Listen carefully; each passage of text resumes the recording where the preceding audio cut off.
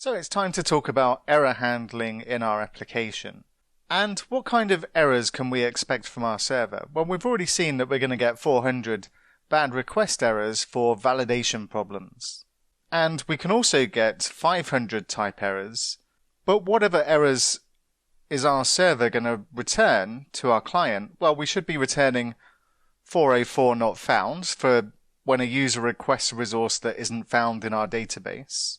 When we add authentication, we should be returning a 401 not authorized if the user tries to access a resource they're not authorized to access. And we also have 500 errors when the server throws an exception that we're not expecting.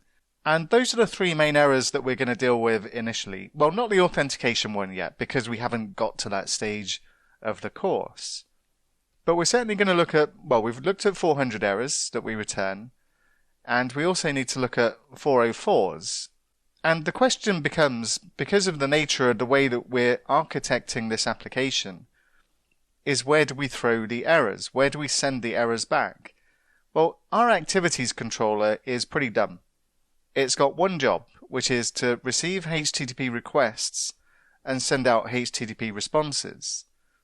Now, if our API controllers were a bit more intelligent, then this could handle the logic for sending back things like a 404 not found. Let's go back to our values controller, which is not a dumb controller. This one actually has access to our context.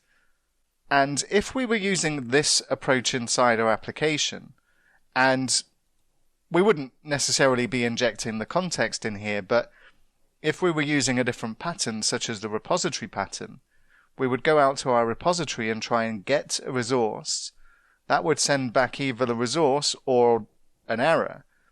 And then inside our controller, we could say, well, if I don't have this, then I'm going to return something to the client. And what we could do, for example, in this case, just because we have access to our values controller, I could say if value, for instance, is equal to null,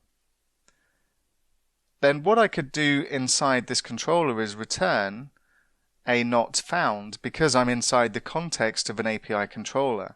And we have access to a variety of HTTP responses that we can return to the client.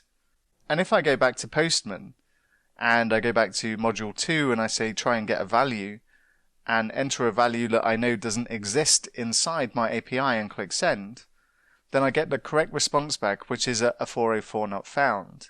Now the problem becomes in our application, let's say I go to the delete method, for instance, and supposing I wanted to delete something that didn't exist, what we're doing at the moment is we're throwing an exception.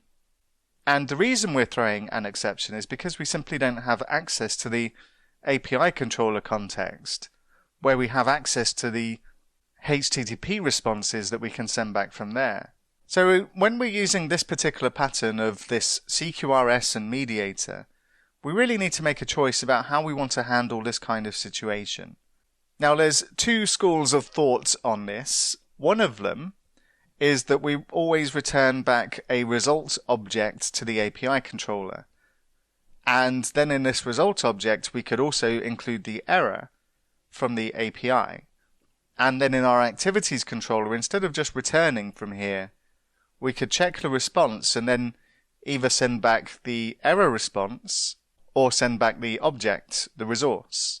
And that approach is a good one, it works fine, but then it makes our API controllers a bit smarter and they've got a bit more responsibility. And I kind of like to keep the API controller really thin, as in as simple as possible, and literally just have it doing the one job of receiving requests and returning responses. So even though, and let's go back to our delete method, even though exceptions are more expensive, they do provide us with a way to stop the execution of this particular request whenever the error occurred, and it gives us the ability to return something to the client. Now, people do say that exceptions should be exceptional, and we shouldn't use exceptions lightly. But when you think about it, our exceptions are going to be exceptional. we're not in our client application going to give our users the ability to, let's say, delete an activity that isn't in our database, for instance. So even though exceptions are a little bit more expensive than just what we looked at inside our values controller, we are still going to use exceptions to cancel the execution of this request and return out of it. And that's the approach we're going to take. But we're not going to return exceptions to the client. We're going to intercept the exception and then turn that into an HTTP response that we then send back to the client. And what we're going to do is take a look at how we set this up next.